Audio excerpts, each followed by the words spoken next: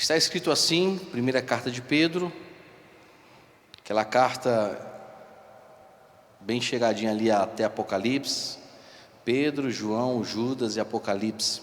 Está escrito assim: aos presbíteros que há entre vós, eu, presbítero com eles, testemunha do sofrimento de Cristo e ainda coparticipante da glória que há de ser revelada, peço que pastoreiem o rebanho de Deus que há entre vocês, não por obrigação, mas espontaneamente como Deus quer, não por ganância, mas de boa vontade, não como dominadores dos que lhes foram confiados, mas sendo exemplos para o rebanho.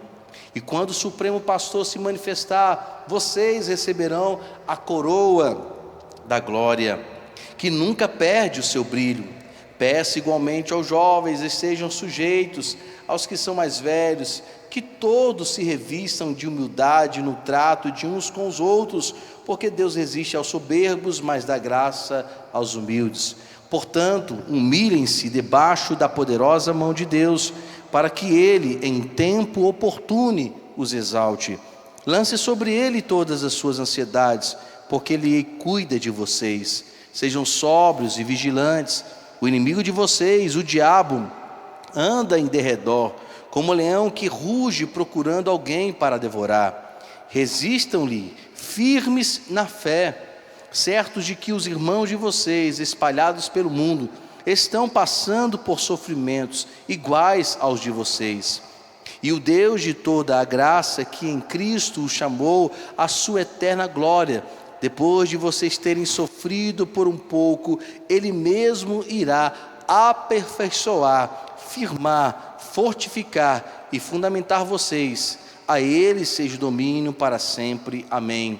Por meio de Silvano, que considero um irmão fiel, escrevo para vocês de forma resumida, exortando e testemunhando que esta é a genuína graça de Deus. Continue firmes nessa graça. Aquele que se encontra na Babilônia, também eleita, manda saudações, e o mesmo faz o meu filho Marcos. Saúdem uns aos outros com um beijo fraterno. E por fim, Pedro termina essa carta dizendo: paz a todos vocês que estão em Cristo Jesus. Podeis assentar, meus amados irmãos.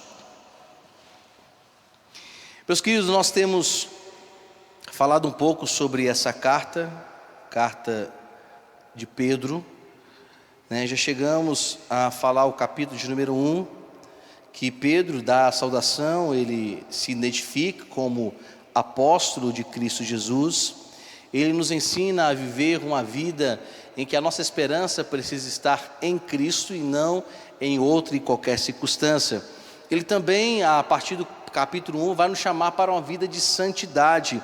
Ele vai nos convocar a viver com humildade e entender, meus irmãos, que aqueles que invocam ao Senhor precisam realmente viver como Ele é santo, então assim precisamos ser santos. Então nós mencionamos que essa vida santa, ela deve ser buscada sempre de forma contínua e não de forma paulatina.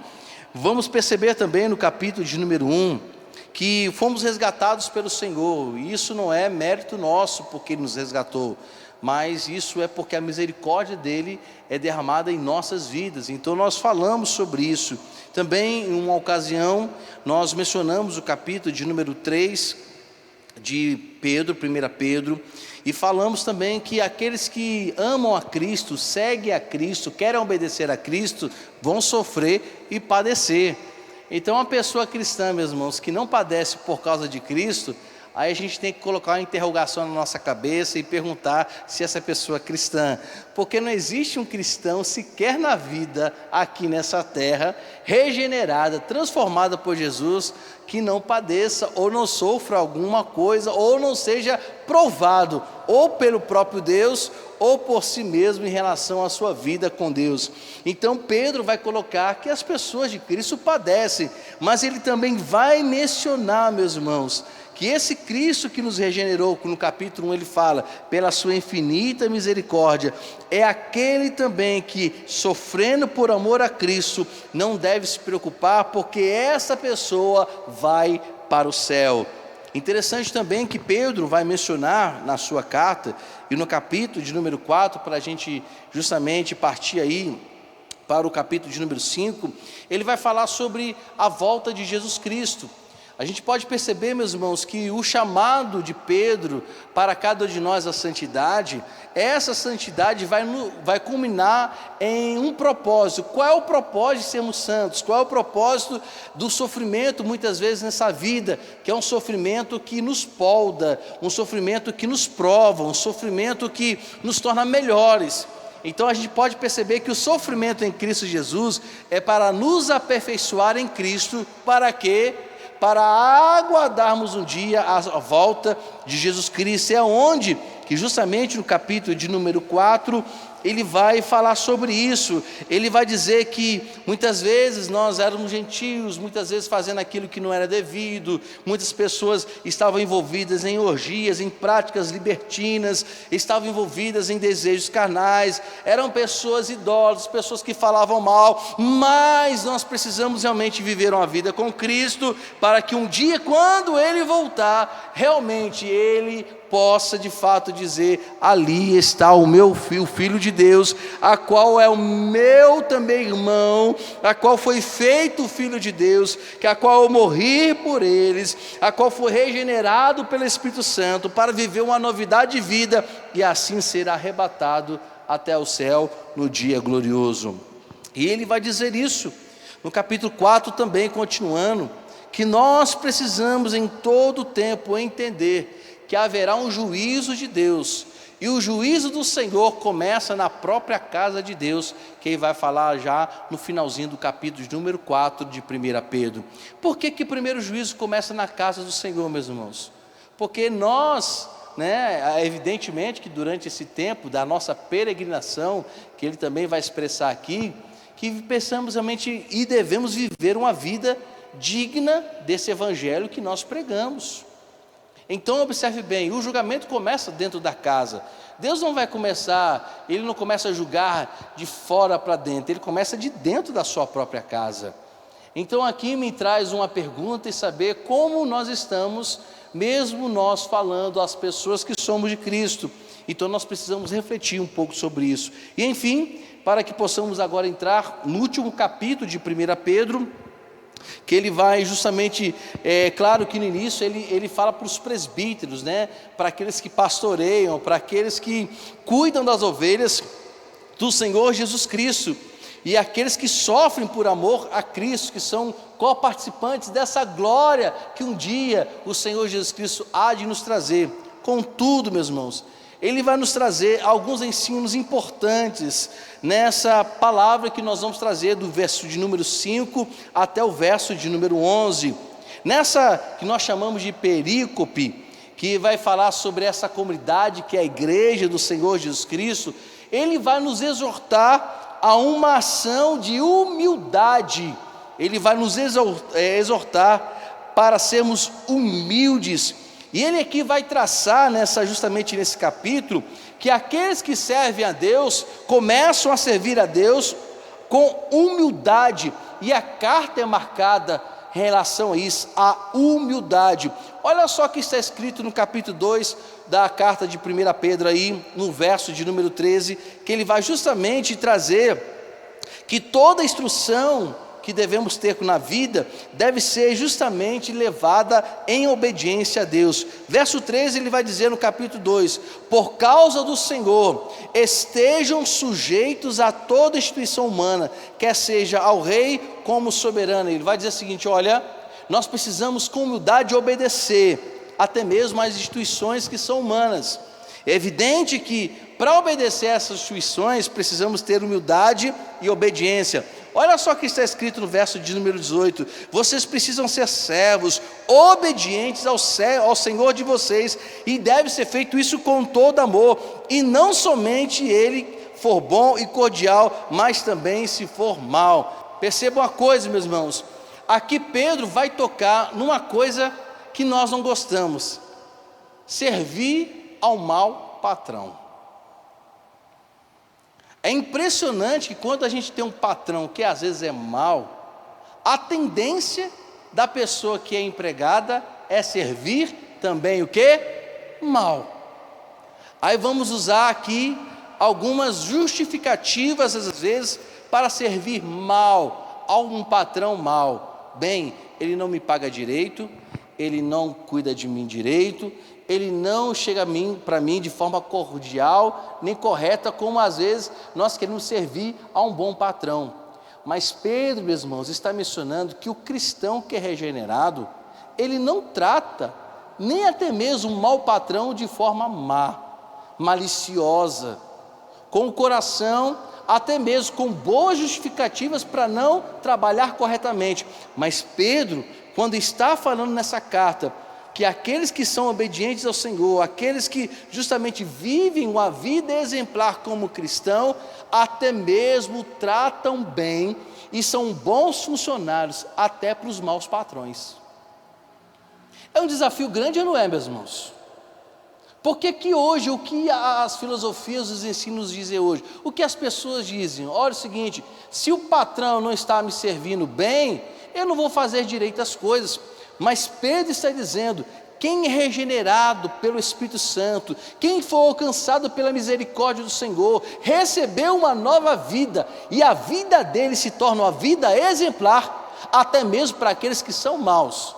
Falando sobre os senhores que comandam, né, sobre as nossas vidas, no bom sentido humanamente, até mesmo para eles, precisamos servir bem e ser um bom funcionário. Meus irmãos, vamos ser bem sinceros, a gente fala, o sangue de Jesus tem poder, pastor André? O senhor está dizendo coisa impossível. Estou não, meus irmãos. Como um dia nós já mencionamos aqui, quando nós atribuímos a palavra do Senhor como sendo difícil para ser obedecida, e volto, retifico aqui, afirmo, enfatizo, né, que a palavra do Senhor nos diz em 1 João capítulo 5, verso 3, que a palavra do Senhor, o mandamento do Senhor não é um peso para aqueles que nasceram do Espírito Santo. Para aqueles que são de Deus, nunca vai considerar a palavra de Deus difícil. Então, por eu não considerar, por ter nascido de novo, e Cristo Jesus, eu não vou considerar a palavra do Senhor pesada, logo eu penso que também até mesmo servir a um mau patrão não será difícil. É isso que Pedro está dizendo. Porque para isso acontecer, precisa ter humildade, que é um dos centros de um texto que enfatiza aqui 1 Pedro capítulo 5, é algo que ele enfatiza nesse capítulo, que a obediência a Deus, a obediência às pessoas, é um fator também de ser humilde.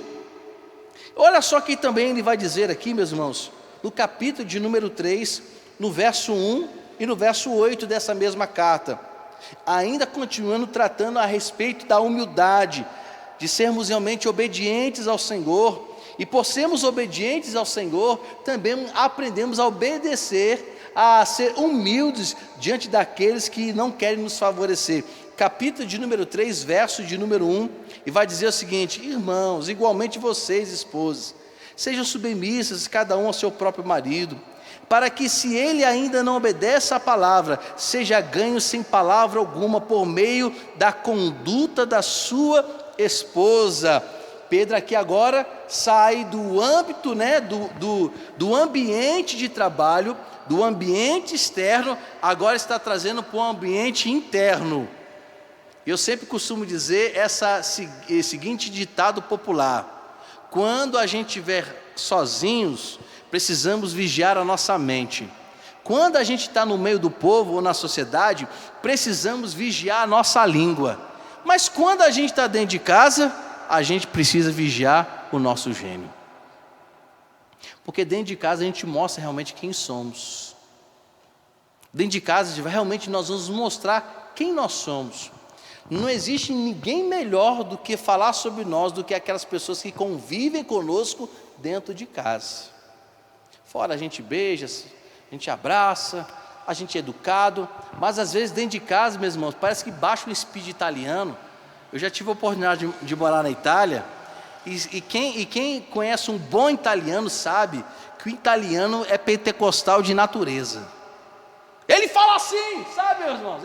O italiano, ele fala alto, E parece que ele está brigando, mas é o jeito dele.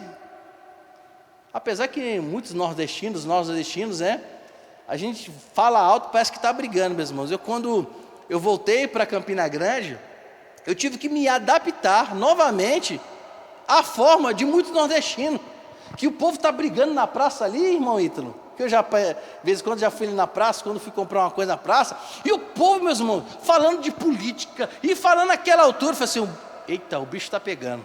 Mas não, era só o povo discutindo. Mas às vezes nós somos assim dentro de casa, e Pedro diz, olha, aqueles que foram regenerados, alcançados pela misericórdia do Senhor, que vivem para Cristo, e esse viver para Cristo também deve ser vivido com humildade, porque os que são regenerados pelo Espírito Santo, os que foram transformados pelo Senhor Jesus Cristo, aqueles que vivem com santidade, assim como Deus é santo, que Ele vai colocar na sua carta, no primeiro capítulo, sede santos porque eu sou santo. Quem vive em santidade e busca ser santo, busca ser maduro espiritualmente, ele é humilde, é educado, sensato. E a mulher, ela sabe tratar muito bem isso. O que tem acontecido nesses últimos dias devido ao movimento, meus irmãos, feminista, que destrata a figura e a pessoa do homem. A gente sabe que agora, recentemente, teve uma febre, um filme sobre a Barbie, que coloca, meus irmãos, que o homem é nada. O ser humano, o homem em si, né, o macho é nada. Ele é uma pessoa qualquer, desfigurando, meus irmãos, a posição masculina, até mesmo bíblica, de como um homem de verdade se porta.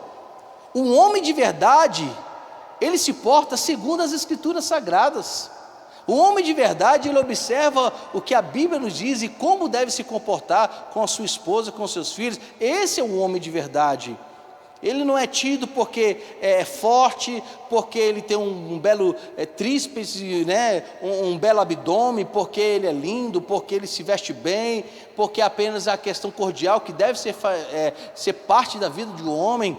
Mas ele vai perceber que ser um homem bíblico é muito mais do que se cuidar, do que ter uma boa oratória, de ter um domínio, né? Ou até mesmo ter nas suas mãos tudo, o controle. Não, é aquele que sabe se entregar à sua esposa, que sabe amar, cuidar dela, é exemplo para a sua esposa, é exemplo para os seus filhos, ele é um exemplo de cristão dentro de casa, ele é um espelho de Cristo, no bom sentido aqui falando, é aquele que demonstra ser de fato uma pessoa que pode ser seguido, pode ter como exemplo e pode fazer perceber que a mulher é muito bem cuidada, porque esse homem de fato é um homem bíblico. Assim também a mulher. Essa desconstrução hoje da masculinidade bíblica e a desconstrução também da mulher bíblica, ela tem sido perdida, meus irmãos. Quando a gente olha em Provérbios 31, a mulher ali de Provérbios 31, é uma mulher que o marido se orgulha dela, é uma mulher que trabalha, porque se a gente lê Provérbios 31, nós vamos perceber que a mulher trabalhava, ela ajudava no ganho de casa, não era uma mulher preguiçosa, não era uma mulher rixosa. O homem, por causa dessa mulher, era louvado na sociedade, porque às vezes acontece, né, muitas vezes a pessoa fala assim, rapaz, é gente boa, mas a mulher não presta, ou então vice-versa, aquela mulher que os filhos tinham o prazer de estar junto com ela. Então nos falta nos dias de hoje, e Pedro nos traz, meus irmãos, aqui um ensinamento a respeito disso, que a humildade também no trato, como a mulher trata, precisa ser observado. Olha só que ele vai também dizer, no verso de número 7, que os maridos devem ser igualmente, que vivam a vida comum do lar, com discernimento. O que é vida comum do lar, meus irmãos? Não é um homem chegar do trabalho, chegar em casa, coloca o pé para cima, liga a televisão e percebe que o Flamengo está perdendo para o Vasco de 3-0. É isso aí, eu vou arranjar a briga agora. Que chega em casa dando ordem. Não, a vida comum do lar é o tratamento, é a vida comum na conversa, é a vida comum, meus irmãos, do bom trabalho. Ele vive, ele não precisa de espetáculos dentro de casa para viver bem com a sua família. Então ele vai dizer que ele faz isso com discernimento, ele dá honra à sua esposa, Por ele entender que é uma parte frágil, apesar que a fragilidade aqui não quer dizer que a mulher é vulnerável em todos os sentidos, mas ele trata bem sabendo que existem situações, dependendo da ocasião, que a mulher ela absorve mais, ela sente mais, ela chora com mais facilidade, ela sente um impacto maior muitas vezes por ser mulher, são as questões femininas, mas ele sabe tratar com discernimento. Ele é uma pessoa que agracia, uma pessoa que ora, é aquela que realmente intercede. Olha só o que diz o verso de número 8: as pessoas humildes, regeneradas pelo Senhor, resgatadas por Deus, têm um sentimento, meus irmãos, do pensamento em que são compassivos, fraternos amigos, são misericordiosos e são humildes. Então observe bem que Pedro vai tratar esse capítulo, capítulo 5, mas mencionando justamente que uma vida cristã é tida também com aqueles que sabem tratar fraternalmente as pessoas, os amigos, são compassivos, são misericordiosos e em todo o tempo são humildes. A gente percebe hoje em dia que muitas pessoas procuram fama, procuram dinheiro. E por que elas procuram isso? Porque, evidentemente, que querem ter uma boa qualidade de vida, mas muitas vezes, meus irmãos, querem ser para humilhar, para mostrar que venceu, que ganhou na vida, para mostrar que são especiais demais, para mostrar ou dar justificativas que, agora, antes eu era pobre, mas agora eu sou tudo, mas não tem humildade mais no coração. E Pedro vai mencionar que as pessoas devem observar isso. Mas observe bem outra coisa nessa carta, que Pedro está dizendo, em relação à humildade. É evidente, meus irmãos, que a humildade não é apenas algo que é tratado no Novo Testamento. No Antigo Testamento nós percebemos Deus tratando com o povo em relação à sua humildade, que precisavam ser simples. A gente vai perceber que as pessoas simples e humildes observam um Deus que é glorioso, e isso Isaías 51 vai falar muito bem. As pessoas humildes no Novo Testamento, elas são bem-aventuradas. Palavra do Senhor Jesus Cristo em Mateus capítulo de número 5, Sermão do Monte, ele vai falar sobre isso. Então, em todo tempo, a palavra do Senhor está nos exortando a ser humilde, assim como Pedro também nos exorta que devemos ser humildes. Olha só o que diz o verso de número 6 do capítulo de número 5 dessa carta. Ele vai dizer: gente, vocês precisam se humilhar debaixo da poderosa mão de Deus. Para quê? Em tempo oportuno os exalte. Preste atenção uma coisa aqui, meus irmãos. Pedro está dizendo que nós devemos nos humilhar. A ideia de humilhação aqui, além da forma literal, é de submeter sem questionar a poderosa mão de Deus. Porque qual o significado da mão poderosa de Deus? A ideia de que Pedro está dizendo sobre humilhar debaixo da poderosa mão de Deus é entender que Deus tem poder, que Deus tem força, que Deus tem domínio, que Deus é um Deus que tem um controle. Então, quando nós nos humilhamos debaixo dessa mão poderosa, ele está dizendo que se assim nós o fazemos, no tempo certo, oportuno, o Senhor vai nos exaltar. Mas preste atenção aqui, qual é o significado de exaltação que Pedro está dizendo? Pedro não está dizendo aqui que o significado de exaltação é nos colocar acima de todos, porque a ideia que às vezes a gente tem sobre exaltação é que Deus vai nos colocar num patamar maior, que Deus vai nos fazer mais visíveis às pessoas. Muitas vezes a ideia de exaltação que muitos têm e interpretam mal em relação a isso, Deus vai te exaltar. É isso que muitas vezes nós ouvimos de muitos profetas, pastores: Deus vai te exaltar, meu irmão. Deus vai te tirar da cauda e vai te colocar como cabeça, aos coaches, né? Deus vai te colocar numa cadeira, Deus vai te fazer sentar numa cadeira maior. Não é essa a ideia da exaltação no sentido do orgulho do homem, porque Deus aqui abate o orgulhoso, e nós vamos perceber no texto de Pedro. A ideia de exaltação é que é esse levante, que Ele vai nos levantar, que Ele vai nos... eu vou usar uma palavra aqui, que não é um termo certo, mas é como que Deus estivesse reconhecendo os nossos esforços, que Deus não precisa disso, só para a gente entender, mas Deus está olhando para nós, vendo nosso esforço e vai nos levantar para a sua glória, porque Deus não levanta ninguém para ser orgulhoso, Deus não levanta ninguém para ser altivo, porque isso não condiz com o caráter de Deus. Até mesmo na palavra o Senhor diz que todo soberbo um dia vai ver a queda, ou seja, a soberba, ela precede o quê? A queda. Observe bem que dentre os pecados, a Bíblia menciona que a soberba é que faz o homem cair, apesar que o adultério faz o homem cair sim.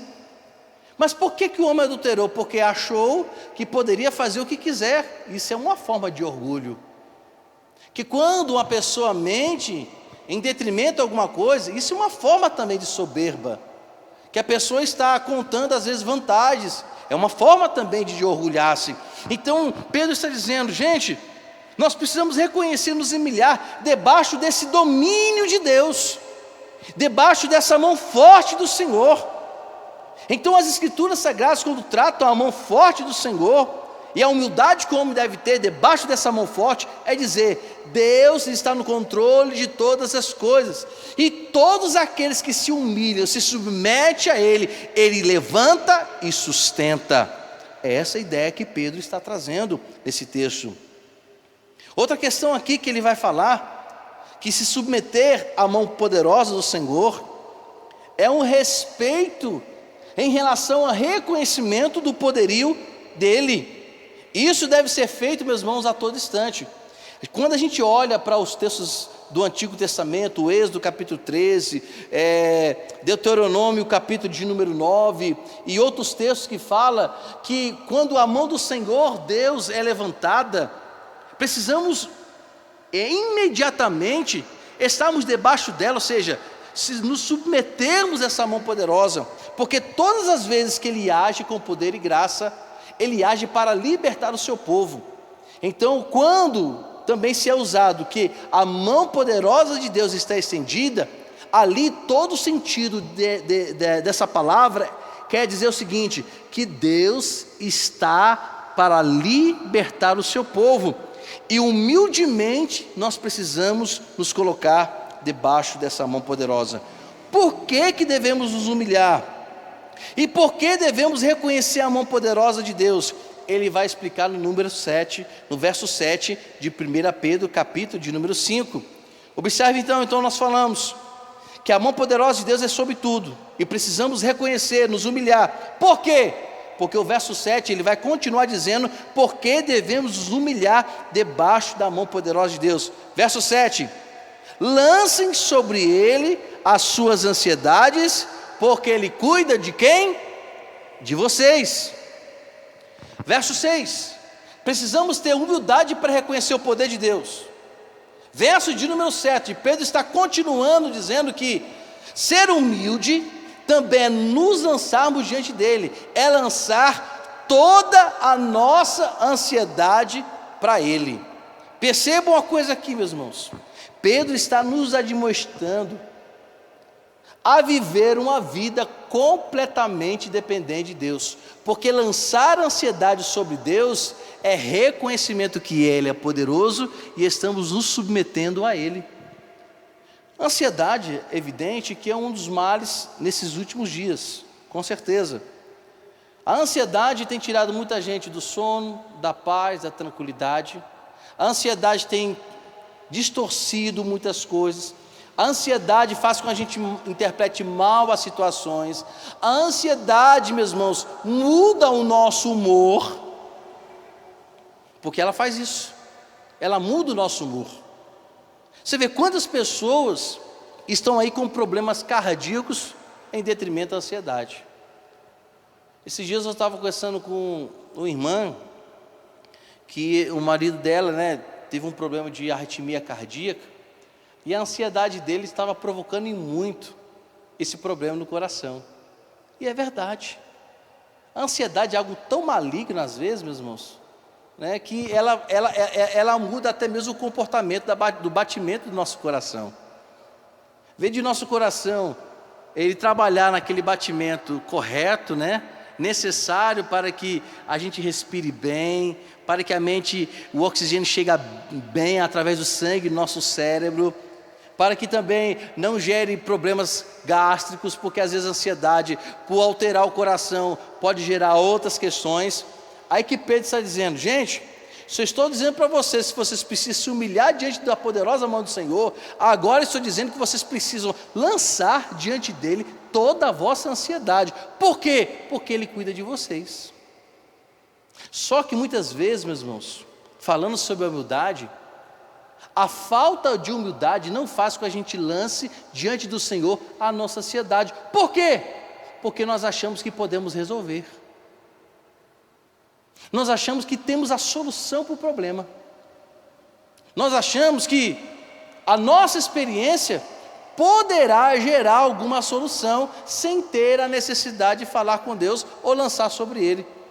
Você parou para pensar, meus irmãos, que muitas vezes nós pecamos por causa da nossa dúvida, porque dúvida é pecado.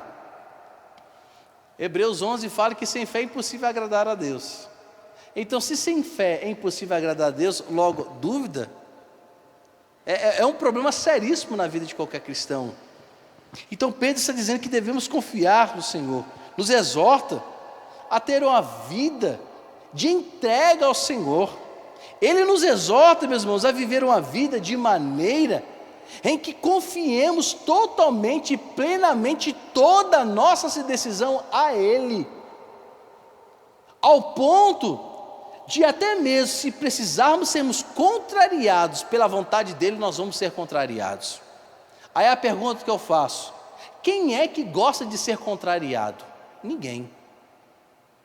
Quando Pedro coloca que nós devemos lançar a nossa ansiedade diante dEle, Pedro está colocando, meus irmãos, aqui para nós, que todo domínio e toda decisão deve ser estritamente vinda dos céus, e não de nós mesmos. Porque se a gente lança, porque Ele cuida de nós, então precisamos descansar de fato. Mas não é isso que tem acontecido nesses últimos dias. A nossa mente, meus amados, está tão tomada de tanta notícia, de tanta, desculpa o termo, de tanta porcaria midiática, que a gente às vezes fica duvidando se realmente Deus está no controle das coisas. Nós estamos sendo bombardeados de tal forma, tão profundamente, emocionalmente, intelectualmente, por tanta coisa que não edifica, que nós ficamos às vezes até mesmo naquela expectativa, esperando nos homens a melhora, e esquecemos que Deus não depende de resultado de nação, nem de economia, mas estamos tão atrelados a isso que nós desconfiamos se amanhã Deus estará conosco.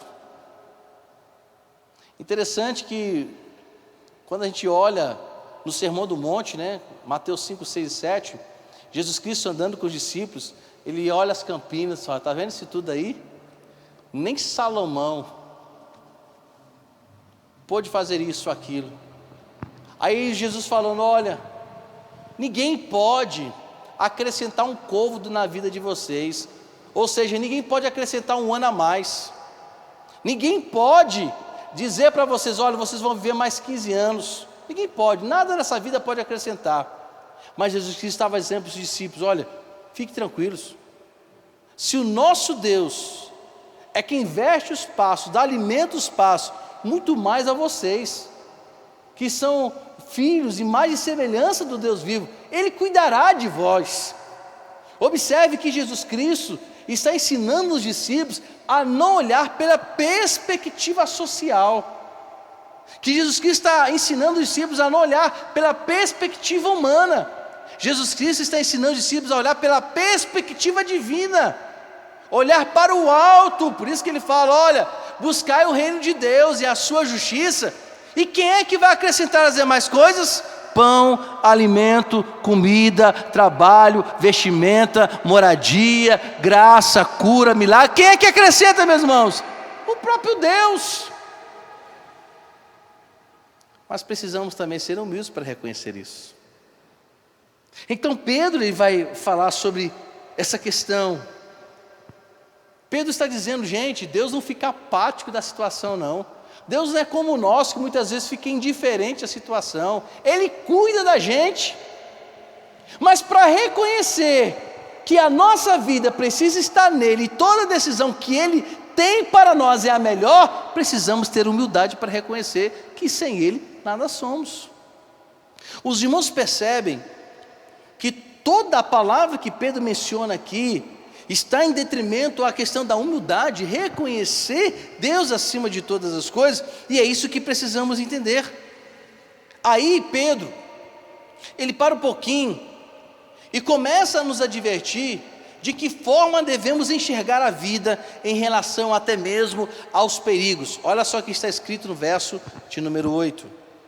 Ele vai dizer assim: irmãos, já que vocês, no verso de número 6, precisam humilhar debaixo da poderosa mão de Deus, e no tempo certo Ele vai nos levantar, aí verso 7, que devemos lançar sobre as nossas sociedades, porque Ele cuida de nós. Então deixa eu dizer para vocês, vocês precisam ser sóbrios, vocês precisam ser vigilantes, porque o inimigo de vocês, o diabo, anda de redor como um leão que ruge procurando alguém para devorar. Meus irmãos, Satanás é muito sagaz, ô camaradinha esperto. Ele conhece todas as técnicas, táticas psicológicas, ele conhece todas as técnicas, táticas de persuasão. Satanás, meus irmãos, ele tem conhecimento das ciências, ele tem conhecimento das estratégias, ele sabe de tudo. Olha como ele é sagaz. Vamos pensar no jardim do Éden, nesse jardim maravilhoso que Deus cria, coloca Adão e Eva ali.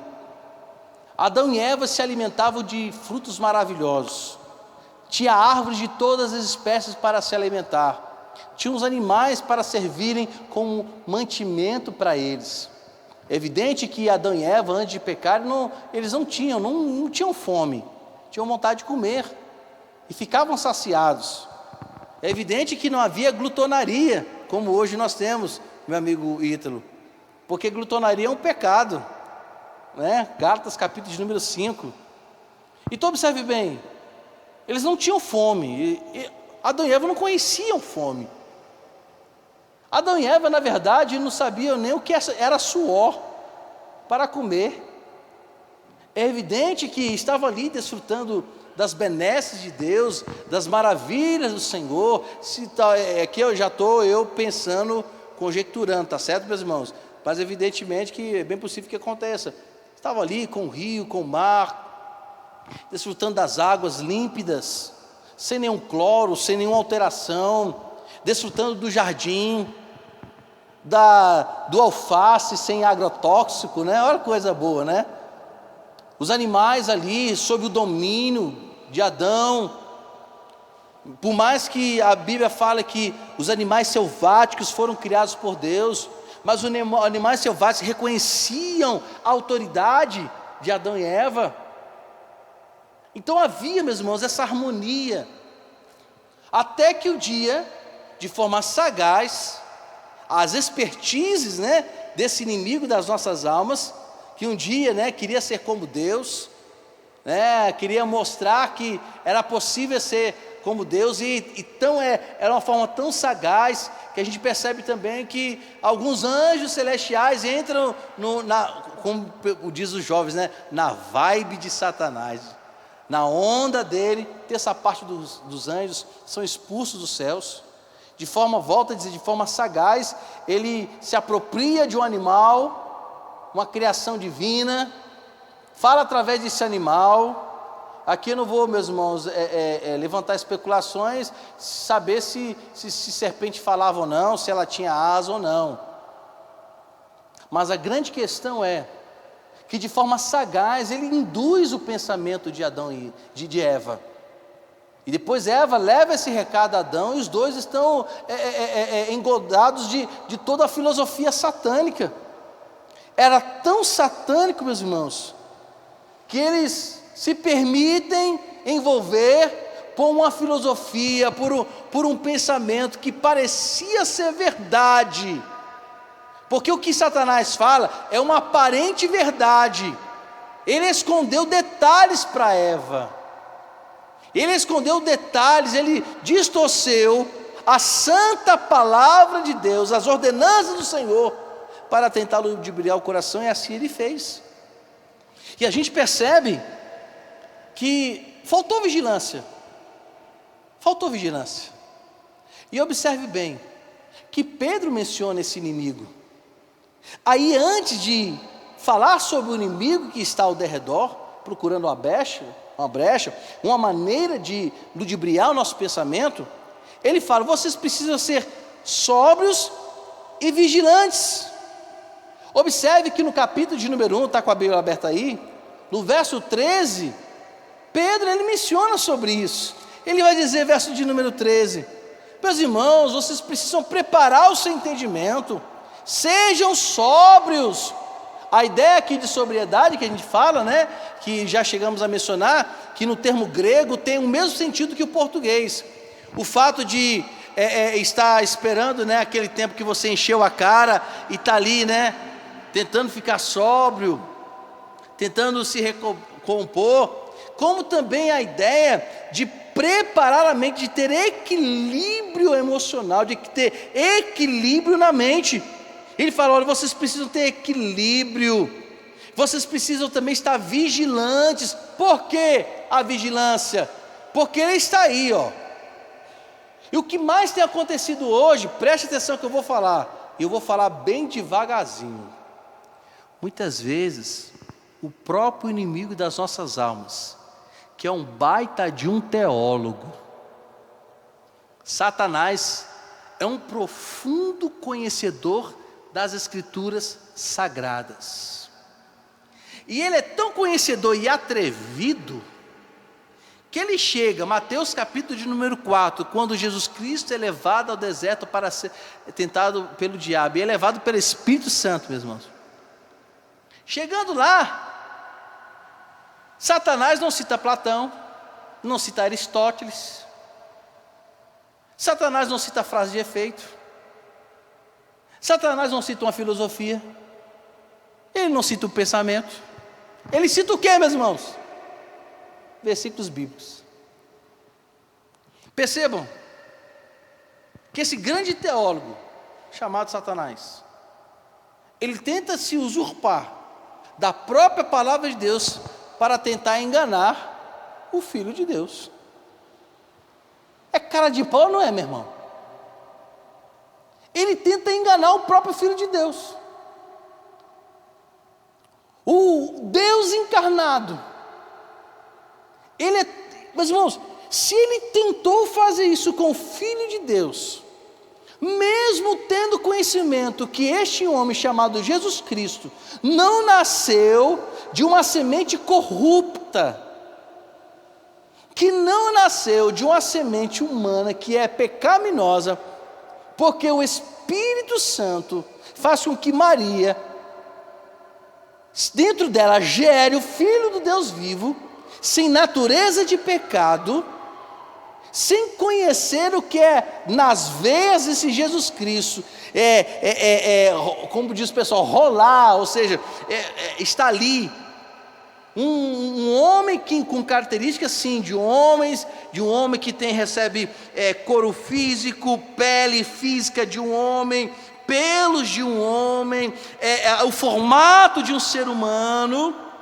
Como diz Filipenses, ele não usurpa ser como Deus, se faz nessa forma humilhante de um homem para nos salvar. Ele sabia de tudo isso, meus irmãos. Satanás não era besta, não. A gente não pode pensar que ao tentar Jesus Cristo, ele não sabia de nada, ele sabia de tudo, meus irmãos. O ideal de o inimigo das nossas almas é desvirtuar Jesus Cristo do caminho para a cruz, porque ele sabia que Jesus Cristo morto na cruz era a assinatura final de todo o seu poderio. Então a gente não pode ficar enganado, não, coitado de Satanás, ele não sabia que a morte de Jesus Cristo salvaria o homem, sabia, porque ele era um exímio teólogo. Ele tentou fazer isso com o Filho de Deus, o que não pode fazer com a gente que tem natureza de pecado? Que ele sabe que nesse corpicho aqui, no teu, no meu, corre, meus irmãos, pecado. Ele sabe, graças a Deus, meus irmãos, louvado seja o nome do Senhor, que o inimigo das nossas almas, que nenhum demônio tem um atributo que é exclusivamente de Deus. Qual é o atributo? Da onisciência. de tomar conhecimento, ou ter conhecimento de tudo que nós pensamos, e saber o que vamos pensar. Graças a Deus! Agora imagine se Satanás tivesse o atributo da onisciência. Tinha muito crente que seria envergonhado até mesmo da própria igreja. Chegava e dizia: eu sei o que você está pensando, hein? Eu sei o que você pensou, hein? Eu sei que tu sonhou de noite. Então tire da cabeça mesmo, graças a Deus, o inimigo das nossas almas não tem o atributo da onisciência. Se ele, meus irmãos, junto com seus asséculos, o seu grande exército, e que eu acho interessante aqui, aproveitando essa palavra aqui, que o inimigo das nossas almas, meus queridos, ele gosta de bagunça, sim, gosta de sujeira, só que ele não é desorganizado. Ele gosta de ver a coisa pegando fogo, gosta de ver sujeira, porque ele é sujo, mas não age de forma desorganizada, nem é desordenado. Agora, se ele consegue já com o seu grande exército fazer isso, imagine se o nosso inimigo das nossas almas também tivesse o poder da onipresença. Mas graças a Deus o tem. E esse atrevido, esse chifrudo, que eu oro ao Senhor que passe do outro lado da rua, que nem olhe para a minha cara, e de preferência nunca me chame, tentou fazer isso com Jesus Cristo. E olha que Pedro está dizendo: gente, vocês precisam vigiar. Observe que primeiro ele fala que precisamos ter uma mente sóbria, equilibrada, fundamentada. Porque, meus irmãos, ele primeiro, ele distorce intelectualmente a mente de Eva e Adão. E isso traz consequências terríveis. Então, quais são os meios hoje em dia que o inimigo das nossas almas, eu estou evitando falar o nome de Satanás porque a gente não gosta, o inimigo faz. E hoje são o quê? Com sutis filosofias. E a gente percebe que na carta de Paulo em todo o tempo menciona: olha, observe a palavra, lê a Bíblia, se aprofunde nas Escrituras, conheça a palavra de Deus, medita. Foi a preocupação de Paulo na instrução das suas cartas às igrejas, e também de cartas pessoais. Não foi diferente também nas cartas tanto gerais. Sempre se há a preocupação que a nossa mente esteja cheia da palavra, e não apenas a nossa mente esteja cheia da palavra, mas que o nosso coração também esteja cheio. Por quê, meus irmãos? Porque se nós não tivermos equilíbrio, constância espiritual, vida prática no Evangelho, seremos facilmente pelo nosso inimigo ludibriados, porque ele sabe como usar de persuasão. Quando Paulo escreve às igrejas: gente, os que distorcem o Evangelho estão no meio de vocês. Os falsos profetas, meus irmãos, não estão fora da igreja não, estão dentro da igreja do Senhor. Porque qual valia teria um falso profeta pregar a palavra de Cristo, entre aspas, fora da igreja? A melhor maneira de tirar alguém do caminho do Senhor é estando dentro, é ensinando coisas que não devem. Porque se nós não tivermos uma mente em Cristo, facilmente a gente desanima. A aprovação que vem, a gente logo quer cancelar tudo, nós não temos mais ânimo, porque a nossa mente não está boa. Paulo fala assim: gente, o que é bom, o que é agradável, o que é de boa fama, isso deve ocupar o vosso pensamento. Mas o que o inimigo faz hoje? Usa uma estratégia de nos colocar submissos ao celular, às redes sociais. Presbítero Demétrio um dia deu uma palestra para a gente sobre nomofobia. O que é nomofobia? É o medo de ficar sem um celular. E é impressionante, meus irmãos, como as pessoas hoje saem de casa, se o celular não estiver perto, parece que está faltando alguma coisa. Não é verdade, meus irmãos? A gente esquece a chave do carro, esquece até dinheiro, mas o tal do celular parece que é um acessório que as pessoas esquecem pode esquecer até o filho, mas o bendito celular não esquece. O que o inimigo está fazendo? Cauterizando a nossa mente em relação a notícias. Por isso que eu falo já para os irmãos: meus irmãos, evitem estar diretamente ouvindo notícias, vocês diretamente colocando na mente e no coração de vocês notícias que não prestam, que geram muitas vezes agonia, e estamos lá 24 horas, por isso que as melhores notícias são sensacionalistas.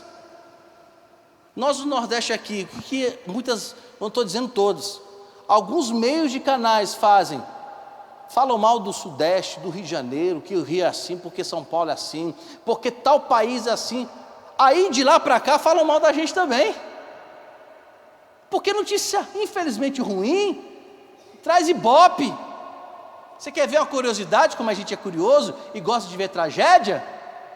É quando alguém está lá, de repente, sofre um acidente, o rapaz está dentro do carro lá quase morrendo, e o povo fazendo o quê? Eita, essa eu preciso postar. A gente já viu notícias de mulheres dentro do hospital, enfermeiras fazendo selfie, meus irmãos, de tragédia. A gente precisa entender que Pedro está dizendo, a gente precisa ter uma mente equilibrada, sóbria, sem filosofia do mundo e vigilante. Quando a gente observa os mandamentos de Cristo, quando Jesus Cristo nos ensina sobre os últimos tempos, percebam uma coisa aqui, meus irmãos, existe dentro da teologia sistemática alguns ensinamentos que nós chamamos de tribulacionismo e milenismo. Quais são os pensamentos tribulacionistas em relação à volta de Jesus Cristo? Alguns creem que Jesus Cristo volta antes da grande tribulação que Daniel menciona. Alguns são mesotribulacionistas, acreditam que durante esses 7 anos, os 3 primeiros anos e meio, a igreja não é arrebatada, mas antes dos últimos 3 anos e meio, onde que a Bíblia fala que, segundo o pensamento, que o anticristo se manifestará, Jesus Cristo volta. Alguns acreditam que Jesus Cristo vai voltar depois da tribulação, são pensamentos tribulacionistas, tem os pensamentos milenistas, amilenismo, pós-milenismo, ok. São pensamentos que nós chamamos da teologia sistemática, da escatologia, ok. Mas uma coisa que eu acho fantástico, que Jesus Cristo ensina muito bem, porque a Bíblia fala que ninguém sabe nem o dia e nem a hora que Jesus o quê? Aí a palavra do Senhor nos dá, como será a volta de Jesus Cristo? Como relâmpago, como ladrão que não avisa que vai nos roubar, no piscar de olhos. Olha a didática para entender como é que a volta, ou seja, a volta de Jesus Cristo será repentina. Agora é evidente que, eu creio que todo olho verá, segundo o que está escrito em Apocalipse capítulo 1, verso 7, que todo mundo verá. Mas presta atenção, qual foi sempre a preocupação de Jesus Cristo em relação à sua volta? Vigilância. Vigiem, porque ninguém sabe o dia nem a hora. Vigiem, porque ele virá como um ladrão da noite, virá como um relâmpago. Vigiem, porque ele virá num piscar de olhos. Observem que Jesus Cristo, evidentemente, Mateus 25, Lucas 21, e o próprio livro do Apocalipse, falando sobre a questão dos selos e outras coisas mais, ele menciona, meus irmãos, dos acontecimentos dos últimos dias. A gente vê o próprio Paulo escrevendo a Timóteo, ótimo, nos últimos dias os homens seriam arrogantes, amantes de si mesmos, jactanciosos, faladores. A Bíblia sempre está nos falando como será nos últimos dias. Mas qual sempre é o alerta da palavra do Senhor? Vigilância, firmeza, vida santa, busca ao Senhor. E é isso que Pedro está dizendo, vocês precisam vigiar também.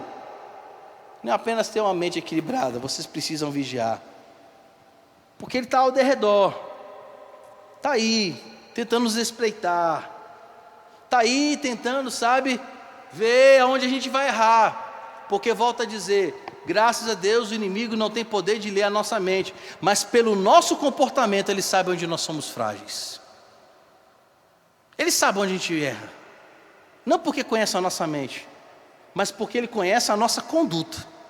Então ele vai saber, opa, isso aqui deu certo, fez a pessoa cair, então eu já sei que a fraqueza dele é isso aí, ó.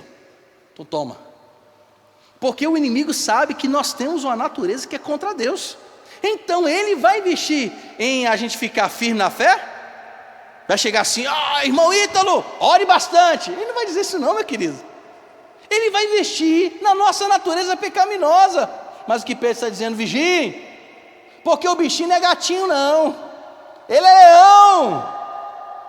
Interessante que Pedro, né, eu não sei se ele conhecia a cadeia alimentar dos animais, porque o leão é um dos poucos animais que ele está acima de muita cadeia alimentar. Ele coloca, ele é como leão, veloz, perigoso, ameaçador. É isso que Pedro está dizendo. E é interessante, meus irmãos, que nessa vigilância, o nosso adversário, ele procura de todos os meios. Preste atenção que eu vou falar aqui. O maior perseguidor da igreja é Satanás. Não são os homens não, tá? É o próprio inimigo. Ele é o maior perseguidor dos cristãos. Ele é o maior perseguidor daqueles que oram. Aí você fala, então pastor, eu vou parar de orar para ele deixar de me perseguir. Não! Aí que a gente vai intensificar a oração. Porque a Bíblia nos ensina, resistam-o, e ele vai fazer o quê? Fugirá de vós. Então percebam, que Pedro vai nos ensinar. Pedro vai ensinar. Mas outra coisa interessante para a gente já partir para o final. Não apenas ser sóbrio e vigilante. Ele vai também nos dar outra orientação em relação a isso. Verso de número 9. Ele vai dizer na sua carta, capítulo 5, verso de número 9. Olha, resistam-lhe firmes na fé. Certo que os irmãos de vocês, espalhados pelo mundo, estão passando por sofrimentos iguais a vocês.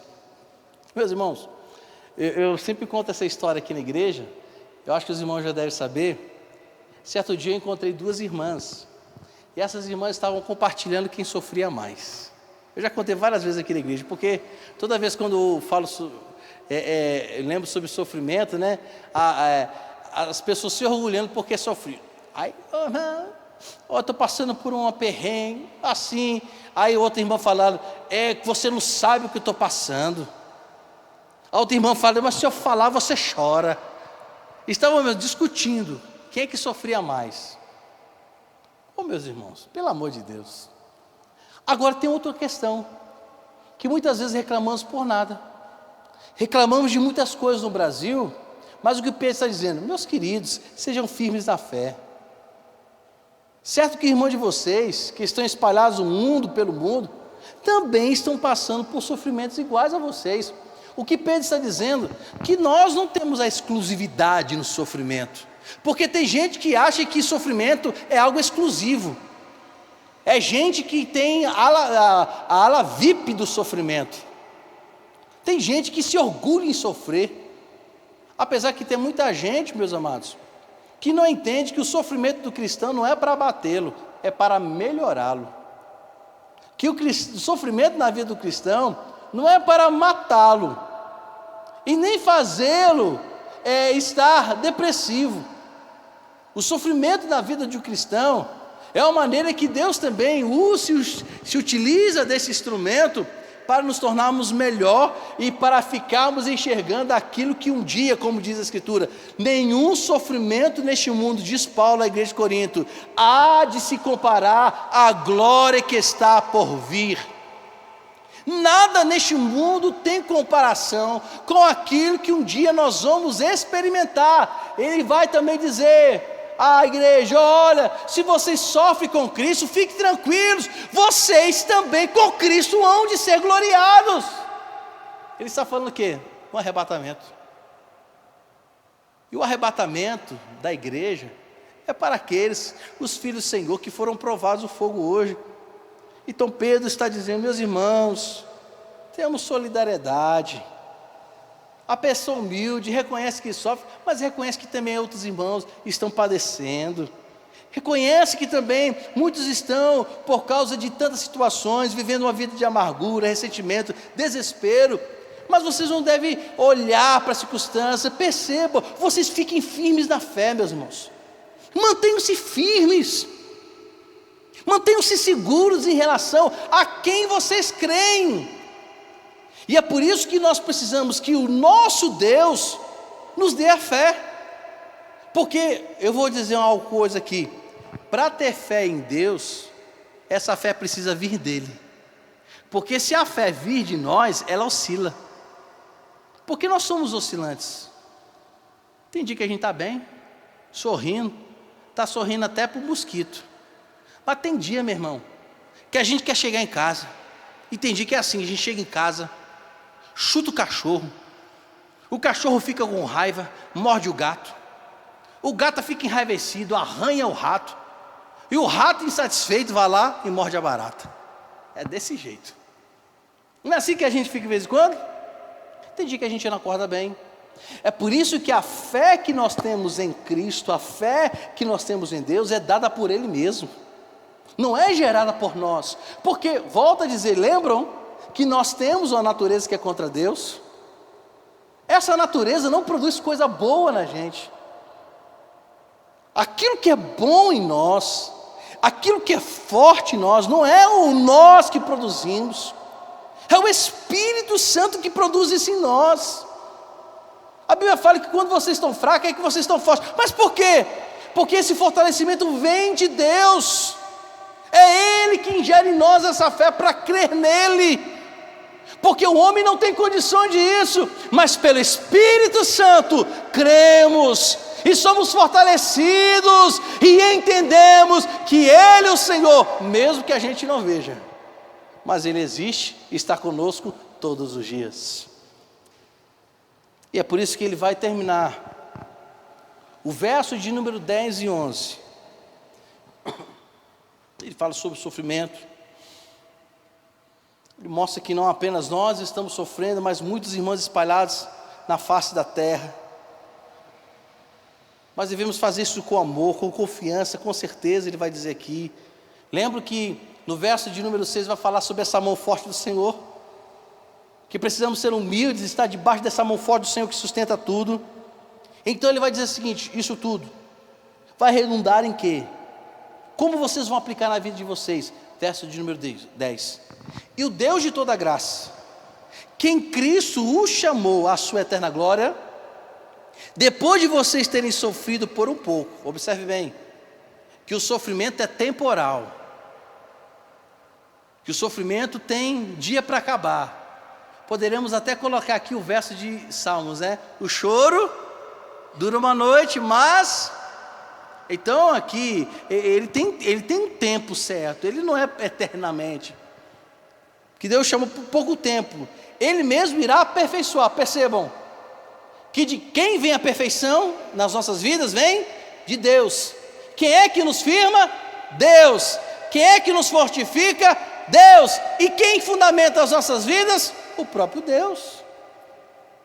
Percebam, meus irmãos, que Pedro está adicionando aqui no texto inspirado pelo Espírito Santo que ele escreve, que diante de todas as provações, diante de tantas coisas, começando a ser humilde, entendendo que ele tem poder, entendendo que precisamos ter uma mente equilibrada, ser sóbrios, ser constante, vigilantes, porque o inimigo vem contra nós, entendendo que esse sofrimento por amor a Cristo, não apenas nós é que temos, há uma vastidão de filhos de Deus, que foram resgatados pelo Senhor, nessa humanidade toda, que também tem o mesmo sentimento de nós. Porém, contudo, entretanto, ficamos firmes, porque Deus em toda a sua graça, por causa de Cristo, foi Ele quem nos chamou para experimentar a sua glória. O convite que nos fez para experimentar a própria glória de Deus, não foram os homens que fizeram,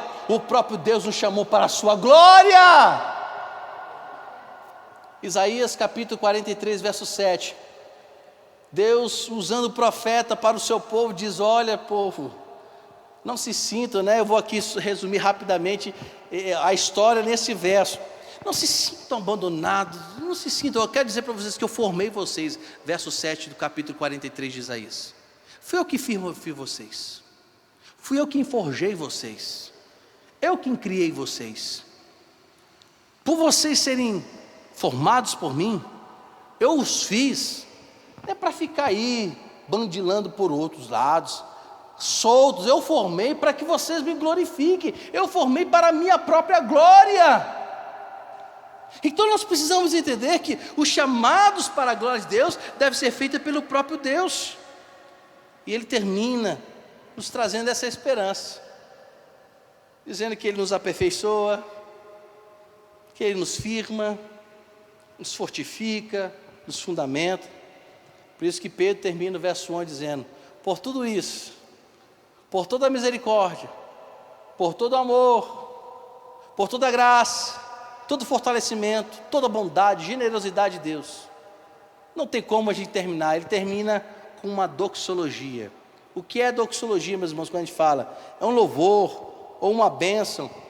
E normalmente é de forma trinitária, ou seja, em nome do Pai, do Filho e do Espírito Santo. Ele conclui essa oração, ou o hino, dizendo: olha, ao Senhor, a Ele, seja o domínio. E esse domínio seja somente para agora, seja para amanhã, seja eternamente. Amém. Então ele termina dizendo, meus irmãos, com toda humildade e confiança, vigilância e firmeza, que é esse Deus quem nos fortalece, é Ele quem segura nossas mãos, é Ele, meus irmãos, que nos faz a cada dia mais fortalecidos, e é por isso que nós damos a Ele a glória, é por isso que nós o glorificamos, porque a sua infinita misericórdia, bondade, generosidade é sobre nós, homens falíveis, limitados, debilitados, muitas vezes problemáticos, mas o amor dele chegou, nos alcançou e nos deu a esperança da sua glória. Isso é maravilhoso demais, meus irmãos, e nós não merecíamos nada disso, mas Ele é tão bom, Ele é tão maravilhoso, Ele é tão magnífico, tão majestoso, tão grande, um Deus que olha para nós, se inclina para ouvir o que temos a dizer. É esse Deus, meus irmãos, que nos pede humildade para reconhecê-lo. É esse Deus que nos fortifica, que pede uma simples coisa, porque na verdade, se a gente observar bem, Deus nos pede simples coisas. Deus não nos pede coisas magníficas, não, nos pede simples coisas. Qual é a simples coisa? Obediência, louvor. Porque se Ele nos pedisse algo, não teríamos nada para oferecer para Ele. Na verdade, nada que a gente ofereça para Ele, Ele precisa. É como a gente chegar, às vezes, para um aniversário de uma pessoa riquíssima. A gente não sabe o que comprar para a gente rica. Você sabe o que comprar? Eu não sei não. Você chega lá para eu fui um dia, meus irmãos, um casamento de gente rica. Ele fechou, meus irmãos, um clube rico. Aí ele me convidou para ir, porque eu cheguei a estudar com o filho dele, enfim, era bodas de 30 e 40 anos. Eu fui, meus irmãos. Eu não sei, eu cheguei para ele: meu irmão, você desculpa, eu não sei o que eu sabia que trazer não. Porque se eu trouxesse um presente de ouro, tu tem dinheiro para comprar ouro. Então, se eu chegasse e trouxesse uma roupa de grife, tu já tem. Ele comprava a roupa dele na França, meu irmão. Perfume. Por mais caro que fosse para ele, perfume também. Porque um dia eu tive a oportunidade de conhecer o closet do homem. Meus irmãos, era um armário inteiro só de perfume, importado. E ia dar perfume para quê? Sapato tinha. Ferrari não podia dar para ele porque não tinha dinheiro para dar. Mesmo assim, o homem tinha milhões e milhões na garagem. Vai dar o quê? Agora, se para rico a gente tem dificuldade de comprar, para quem tem muita coisa, imagine para esse Deus, que é Senhor de tudo. Não se surpreende com nada. Meus amados, é só misericórdia dele para com as nossas vidas. Ele nos pede uma simples coisa: obediência, fidelidade, amor, louvor, adoração e santidade. Que o Senhor nos abençoe e que a sua graça seja de forma poderosa em nossa vida. Vamos colocar em pé, vamos orar agradecendo ao Senhor pela sua palavra.